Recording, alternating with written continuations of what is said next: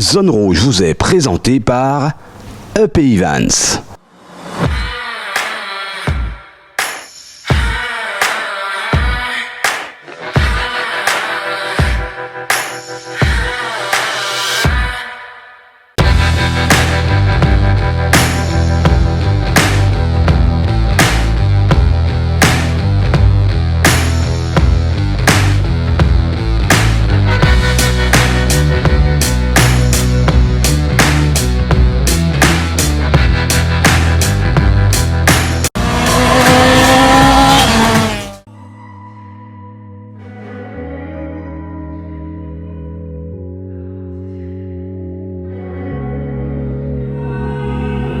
I've already told you, can't go on like this. Red lips, a kiss, and you got me coming for you. Guess I hardly know you, you're off limits. Classic twist, I think I'm falling for you. Salut à tous, merci de nous rejoindre, merci de votre fidélité. 19 octobre 2023, nouvelle affiche pour ce Zone Rouge numéro 241. Voici l'essentiel de l'actualité. Le Guadeloupe Moto Club est toujours son terrain de jeu Merland pour cette fois la 4e manche du championnat de la Guadeloupe. Quels animateurs ce dimanche 15 octobre? Quelles conditions de course pour les élites, les quadeurs, les 85 et 65 ainsi que pour les Kilibibi? Comment Johan Edouard évolue-t-il sans concurrence directe et quelle forme pour tous les autres concurrents du jour? Compétition à haute voltige forte en sensation, des images sorties de la caméra de Zone Rouge. Quelle mouche a piqué Johan Alexidi Yo-Yo, 4 ans hors des radars de la compétition. Pourquoi ce retour musclé en super motard? Ses objectifs ont-ils été revus à la hausse ou alors le pilote 81 est-il juste revenu pour décrasser sa machine? Johan, comme vous ne l'avez jamais vu, témoignage du plus jeune pilote de la catégorie élite, ceci devant la caméra de Zone Rouge. Zone Rouge, toujours une actualité d'avance, une pure montée d'adrénaline. Zone Rouge, c'est ici et nulle part ailleurs. Zone Rouge, c'est parti!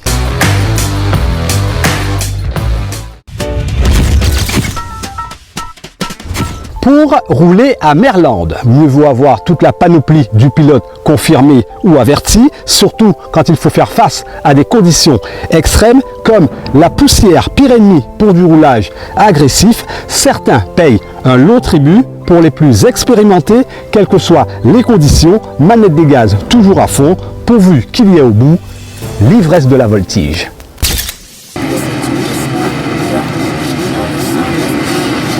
Premier instant à vous donner la chair de poule en motocross, le feu vert, quand tous les pilotes s'arrachent de la ligne de départ pour le fameux all shot.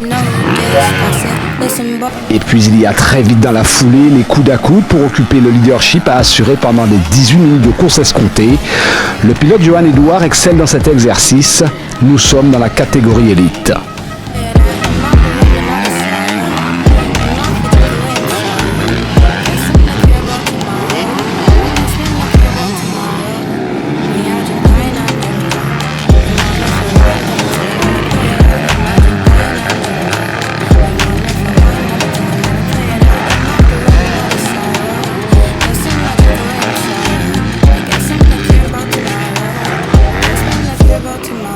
She have the pine with the ginger. Split like time, girl, I get ninja. This right now, never you linger. Move quick like Jackie Chan ninja. Wine funny thing. But I know me, I sing me, I pray she no move from my drink. She a say Fine and ginger. You want me for wine funny thing, I'm in a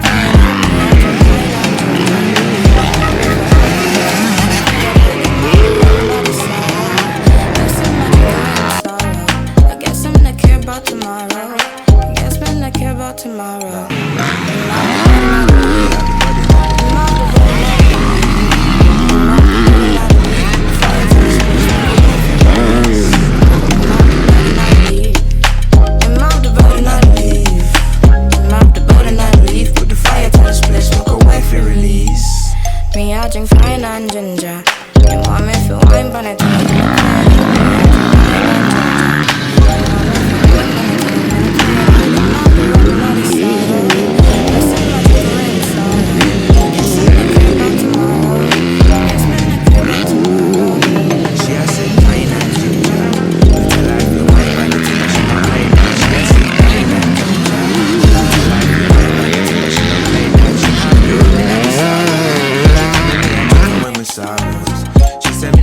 about tomorrow. I just wanna care about tomorrow.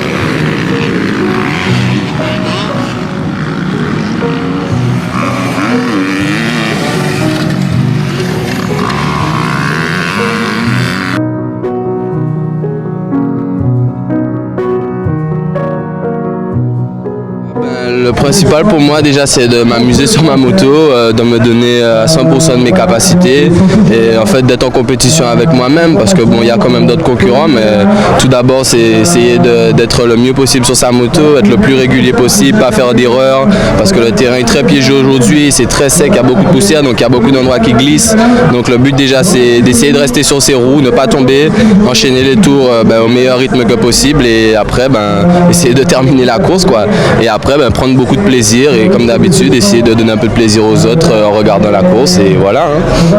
Et justement le fait de dominer comme ça, d'être toujours en tête quoi qu'il arrive, c'est pas un peu lassant à force? Si, c'est un petit peu lassant parce que la course, moi le but c'est d'avoir de la rivalité donc on soit en concurrence, à se bagarrer. Bon après il y a quand même d'autres concurrents qui essayent quand même malgré tout de tenir la cadence mais bon après j'ai quand même beaucoup d'expérience dans le domaine donc il faut qu'aujourd'hui je suis là et après c'est sûr que ça aurait été mieux avec un petit peu plus de compétitivité mais bon après on fait avec les moyens du bord comme on dit et on essaie de prendre toujours autant de plaisir. Enfin je me suis blessé donc du coup c'est vrai que ça m'impacte beaucoup, j'ai pas eu beaucoup d'entraînement. Bon après Johan reste toujours très très fort franchement avec de très bonnes techniques et puis bon c'est vrai que le terrain est très très dur donc bon on essaie de maintenir, on essaie de garder la deuxième place. En quad, autrement dit sur 4 roues, l'histoire se conjugue principalement au masculin jusqu'à ce qu'une féminine sorte les gros bras pour démontrer qu'elle a aussi sa place. Mais en compétition, au diable la galanterie, Orphélie comme tous les copains, doit avaler de la poussière.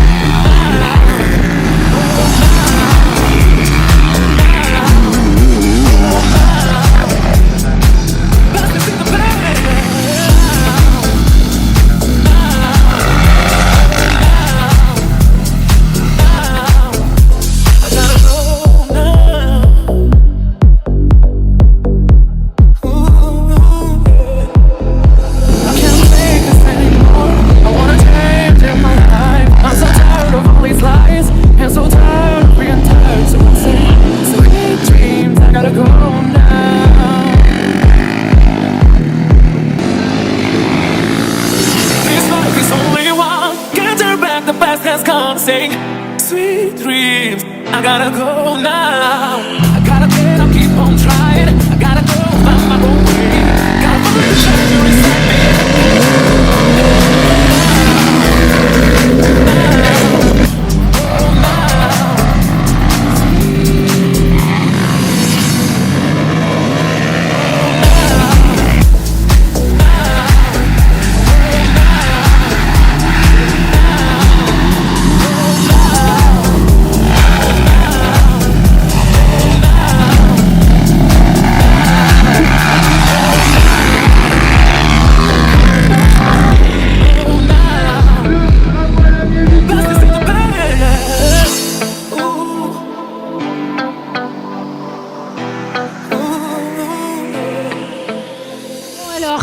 ça fait de se mesurer à des mastodontes là comme ça?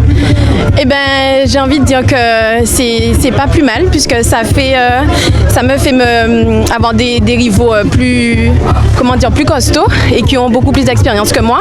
Donc c'est ce qui est bien. C'était une première là ou tu étais là aux précédentes manches? Alors c'est ma deuxième participation à cette compétition et donc voilà, ça s'est très bien passé. Alors je crois savoir que tu fais du vélo. Donc qu'est-ce qui motive une jeune femme comme toi de passer du vélo au quad? C'est un peu radicalement différent. Hein. Effectivement, déjà il y a le moteur et il y a les sauts, donc c'est génial. Et puis je me dis que c'est bien, tant qu'on est jeune, c'est bien de goûter entre guillemets au sport qu'on aime et qu'on peut se permettre. Donc voilà. Qu'en est-il de la catégorie des Furax, les 65-85? Ils sont prêts à tout pour imiter les ténors de la catégorie élite. Ils frisent parfois la correctionnelle, mais pour eux, le facteur risque fait partie de la discipline. Alors, ils envoient sans retenue.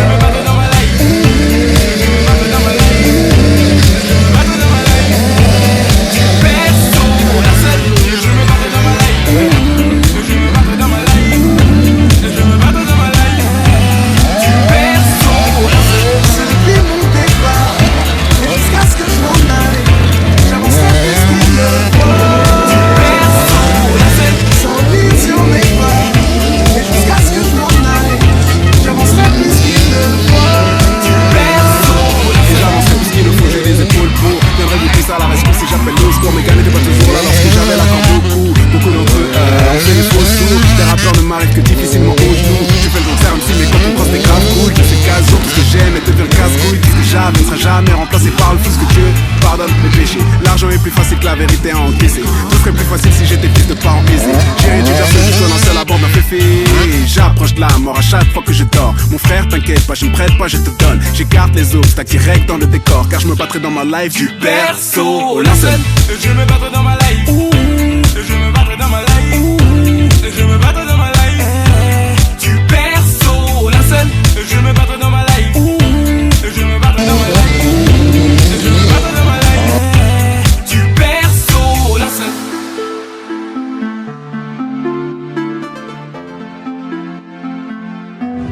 Alors depuis le début de la saison, non, j'ai pas atteint mes objectifs parce que premièrement j'étais blessé du tibia, donc j'ai pas pu faire la première manche. Deuxième manche, je l'ai pas faite et toutes les autres je les ai faites. Et toi qui étais sur le circuit, comment tu expliques qu'il y a eu tant de... Toi qui étais sur le circuit, comment tu expliques qu'il y a eu tant de blessés aujourd'hui ?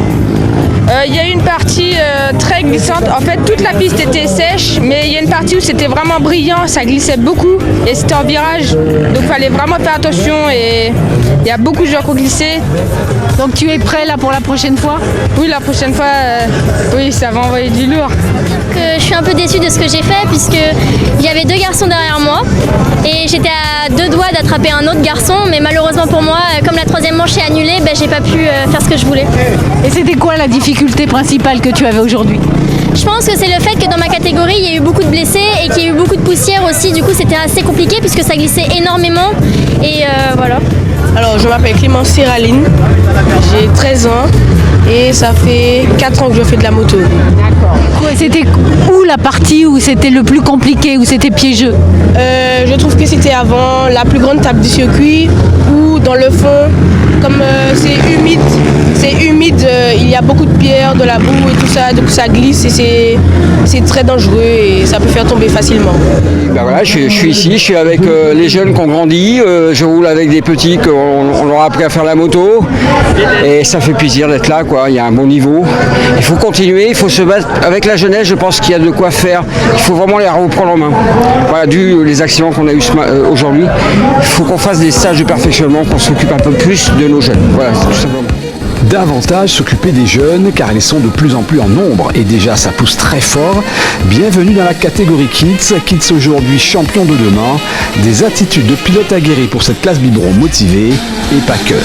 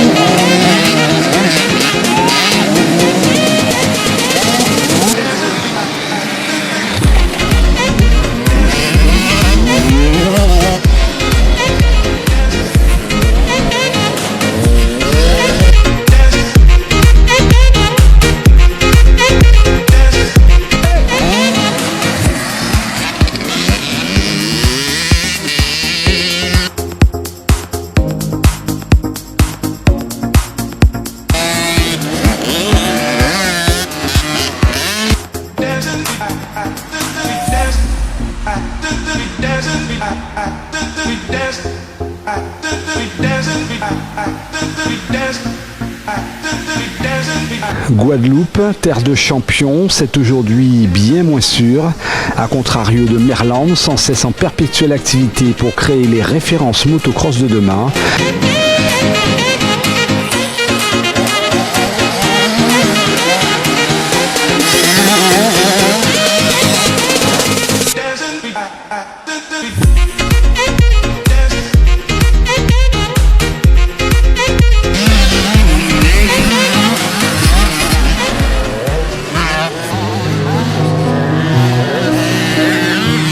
Merland, terrain de tous les extrêmes, où est née l'élite d'aujourd'hui, Johan Édouard.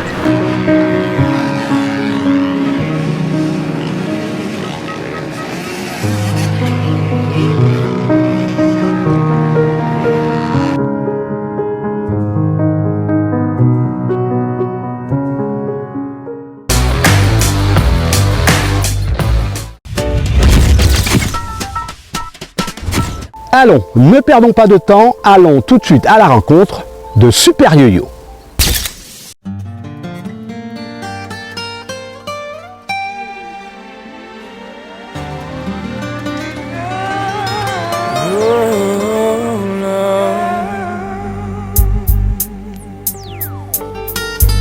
Yo-Yo, on se rappelle qu'il n'y a pas longtemps, tu avais fait un retour au Super Motard.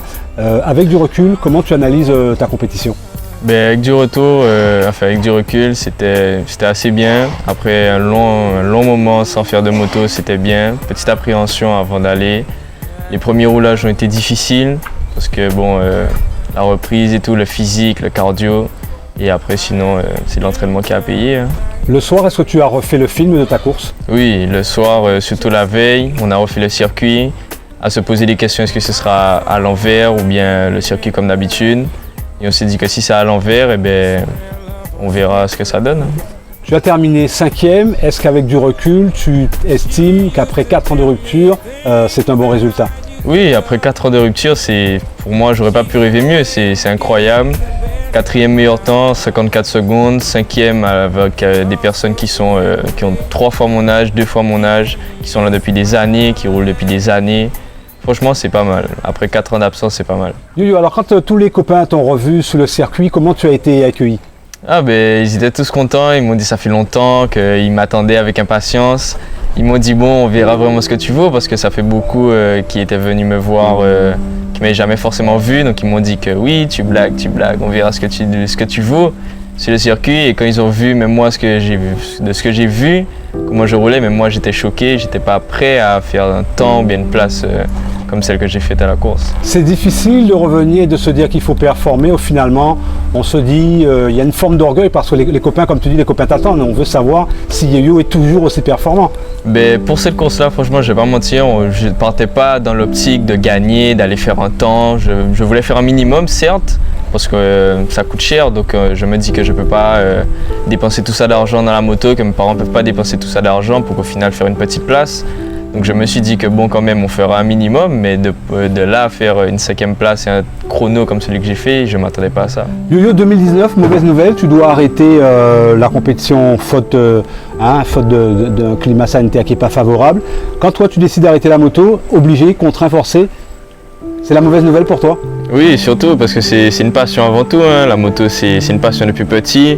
Donc c'est sûr que quand on te dit que tu arrêtes du jour au lendemain parce qu'il y a le Covid et tout, il n'y a plus de course, c'est sûr que tu te dis que bon, voilà, tu n'es pas forcément heureux.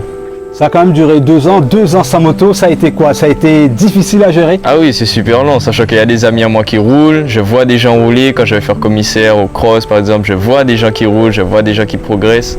Donc c'est sûr que c'est compliqué d'aller voir rouler et de toi de ne pas rouler, c'est sûr. Alors, 2 ans sans moto, est-ce que le doute s'installe? Est-ce qu'il y a un moment où tu t'es dit je ne reprendrai pas la moto ou tu attendais le moment opportun justement pour rebalancer ton activité? Ah oui, je me suis dit à plusieurs reprises que oui, que j'allais pas reprendre. On en a parlé souvent de la reprise, de comment on allait reprendre, mais bon, chaque fois, c'est sûr que par exemple le budget n'était pas forcément là, les conditions n'étaient pas forcément favorables pour reprendre. Donc c'est sûr qu'à plusieurs reprises, on s'est dit qu'on n'allait pas reprendre. Et quand le moment est venu, on s'est dit qu'il ne faut pas qu'on loupe la chance. Johan, quand tu vois notre jeune Martiniquais qui est aujourd'hui champion d'Europe, qui venait en Guadeloupe, Gianni Cator, est-ce que ça t'a donné envie de revenir? Est-ce que tu dis finalement, pourquoi lui, pourquoi pas moi? Est-ce que ça t'a trotté un peu dans la tête? Oui, ça trotte toujours. On se dit qu'on a roulé ensemble, on a grandi plus ou moins ensemble ici. Donc on s'est dit que bon, lui il a réussi, pas forcément nous. Il a eu l'opportunité de partir, pas moi. Donc on s'est dit qu'on aurait pu faire la même. Johan Alexis, le petit nom c'est Yo-Yo. Tout le monde te connaît sur les circuits en tant que Yo-Yo. D'où ça vient Yo-Yo? Mais Yo-Yo, on m'a toujours appelé comme ça. Hein. Franchement, c'était mon surnom depuis petit par rapport à Johan et c'est comme ça que c'est venu. Hein. C'est devenu ta marque de fabrique? C'est ça. C'est comme ça qu'on me reconnaît. Les gens, des fois, il y a des gens qui me croisent que par exemple mon père connaît. Moi, je ne le connais pas. Il me disait hey, Yo-Yo, c'est comme ça qu'on m'appelle. Alors il y a Yo-Yo, il y a aussi ce fameux numéro 81, c'est un choix voulu, comment est venu ce numéro 81? Ben alors le 81 c'était sur ma première moto que j'ai eue, ma première dirt bike on m'avait offert quand j'étais plus petit, c'était 81. Et après ça quand on a changé pour commencer justement la compétition, ben on s'est dit pourquoi pas garder le 81 parce que tout le monde fait ça, prendre les dates de naissance, prendre une date clé, etc. Donc nous on s'est dit pourquoi pas garder ce numéro là et peut-être ça nous portera chance. Alors ce qu'il faut comprendre c'est que tu as débuté la compétition en 2016, un petit peu de moto de roulage en 2015, 2007 tu te lances, première année tu gagnes. Comment tu expliques ça? Ben, première année franchement on s'est dit que bon déjà on n'ira pas là pour la gagne, hein, franchement on va pas mentir. On est arrivé là, il y avait Gianni justement qui roulait avec moi, il y avait Trévis qui était là aussi de la Martinique, donc c'était des gens qui roulaient déjà fort à l'époque déjà.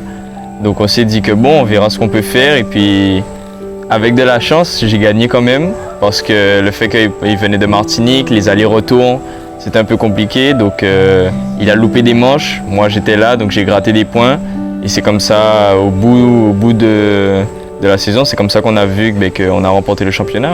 On sait que tu fais du supermoto, on rappelle aussi que tu es issu du motocross. Est-ce que finalement c'est une discipline qui t'a permis d'être ce que tu es au supermotard aujourd'hui? Oui, largement. Le motocross pour moi fera le physique, la condition physique, le cardio et puis même ça va rapporter de la technique pour moi. Sachant qu'à la base je suis quelqu'un qui préfère le cross, quand j'étais plus petit je préfère le cross, mais là actuellement c'est le supermotard. Alors Yo-Yo, on te connaît en tant que pilote de supermotard, en tant que pilote de motocross, mais on ne connaît pas véritablement le vrai Yo-Yo. Tu as 16 ans. Et j'ai envie de te dire, lycéen, pompier, c'est nouveau ça. Ouais. Là, je suis actuellement en première à Coeffin, donc j'ai fait déjà 2 lycées. J'étais en seconde en commerce à Saint-Joseph-de-Cluny à La Jaille. Et après ça, cette année, j'ai changé pour aller en première STI 2D à Coeffin. Et les pompiers, j'ai commencé depuis 2 ans en tant que jeune sapeur-pompier. Là, c'est ma 3e année là. Et donc normalement il y en a 4, donc il en reste une et après ça on vise peut-être pompier volontaire. Qu'est-ce qui pousse un jeune à s'orienter vers cette branche? Ben, c'est une nouvelle découverte, c'est un nouveau métier que nous on peut exercer après, c'est entre guillemets une autre porte de sortie. Alors, l'avantage, Yo-Yo, c'est que tu as un partenaire, un allié de choix, hein, j'ai envie de dire, ton papa. J'ai envie de dire que chaque fois qu'on voit Yo-Yo, papa n'est jamais très loin. Est-ce que c'est vrai? Oui, c'est ça, on nous reconnaît par rapport à ça, c'est-à-dire qu'on va me voir, et on verra Lionel, on le verra, on l'appellera lui-même Yo-Yo.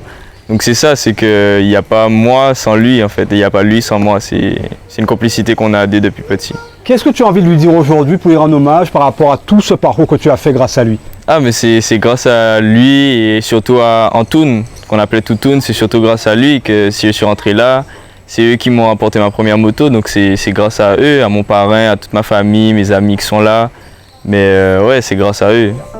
Un mot, magnifique. Pour une reprise, on s'y attendait vraiment pas. On est parti au début de la course, on s'est dit bon, on vise au moins la 10e place, pourquoi pas? On s'est imaginé. Et puis là, 5e temps, 4e temps, et puis 5e au général. Chapeau, moi j'ai rien à lui dire. Le cœur bat à nouveau quand on voit son fiston reprendre la compétition comme ça? Le cœur est en palpitation totale. Ça faisait longtemps qu'on avait envie de revivre ce truc-là à deux en fait. C'est vraiment une passion qu'on a partagée ensemble, qu'on a toujours fait. Et le fait qu'il retourne et qu'il gagne, on dira, ce qu'il avait à gagner, magnifique. Pendant cette période de Covid, 2 ans d'absence, est-ce que tu as senti ton fiston comme un lion en cage? Ah, quand même, je ne vais pas mentir, très frustré. Surtout qu'on a dû décider de vendre la 85 qui lui restait parce qu'on s'est dit le Covid va tout tuer. Là, l'eau est montée pour tout le monde, mais je lui ai toujours promis qu'on allait reprendre un jour. On ne savait pas quel jour, mais ce jour a été là, ça y est, et puis magnifique. Tout le clan Alexis, père, mère et fils, pour le meilleur et pour la joie de partager le super motard ensemble avec la petite dernière Lily, déjà en selle pour assurer la suprématie de la famille, une passation de pouvoir qui se fera en temps et en heure et probablement toujours sous le numéro 81.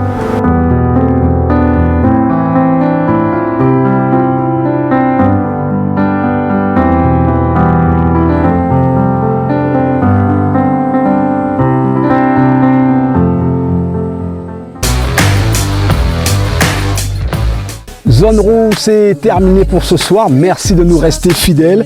Pour info, plus de peur que de mal pour le pilote de motocross Kélian qui s'en sort avec un bras cassé et une double fracture du fémur. Dimanche, tous à la Rosse-Goyave, une invitation Zouti Performance pour du départ arrêté moto. Prenez soin de vous, prudence sur la route. Joyeux anniversaire à ma petite sœur Gérald. Big love. À la semaine prochaine. Nous, en attendant, on coupe les moteurs.